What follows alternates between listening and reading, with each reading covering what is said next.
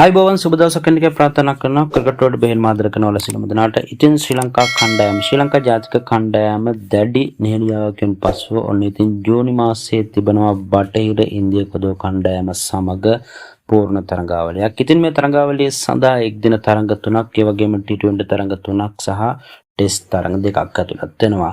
ඉතින් අපි වැඩි කතා නොකර බලමු මෙම තරඟාවලිය ආරම්භ වන්නේ කවදාද කියලා. පළමු ආරම්භ වෙනවා එක් දින තරඟාවලිය. පළමු එක් දින තරඟයේ ජූනි 3 වෙනිදාත්, ඒ වගේම දෙවන එක් දින තරඟයේ ජූනි 6 වෙනිදා සහ අවසන් එක් දින තරඟය පැවැත්වෙනවා ජූනි 8 වන දින. ඉන්පසු ආරම්භ වෙනවා T20 තරඟාවලිය. පළමු T20 තරඟයේ ජූනි 12 වන දින, ඒ වගේම දෙවන T20 තරඟයේ ජූනි 14 වන දින සහ අවසන් T20 තරඟයේ ජූනි 15 වන දින ආරම්භ වීමට තමයි නියමිත වන්නේ. ඉතින් මෙම සියලුම තරඟ පැවැත්වෙන්නේ බටහිර ඉන්දිය කොදෝ දූපත් තුළ.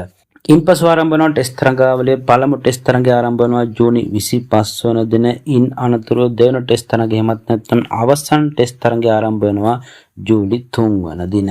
ඉතින් මෙම පූර්ණ තරඟාවලිය සඳහා ශ්‍රී ලංකා කණ්ඩායමට ඉතාමත් හොඳ පුහුණුකාරීත්වයක් ලබනවා මේ වන විට ගැරි කර්ස්ටන් මහතාගේ පුහුණුකාරීත්වය යටතේ. ඉතින් අපි බලමු බටහිර ඉන්දිය කොදෝ දූපත් වලට ගිහිල්ලා අපේ කොල්ලෝ කොහොමද මෙම පූර්ණ තරඟාවලිය සඳහා සහභාගී වන්නේ කියලා. එහෙමනම් ඉතින් ශ්‍රී ලංකා කණ්ඩායම බටහිර ඉන්දිය කොදෝ කණ්ඩායම සමග පවත්වන මෙම තරඟාවලිය සම්බන්ධයෙන් ඔයාලගේ වටිනා අදහස් අපට කමෙන්ට් එකකින් ලියන ගමන් අපගේ channel එක subscribe කරන්න අමතක කරන්න එපා. ගිහිල්ලා යන අලුත් වීඩියෝකින් හමුවන තුරු වලට සුවදායකම දවසක්.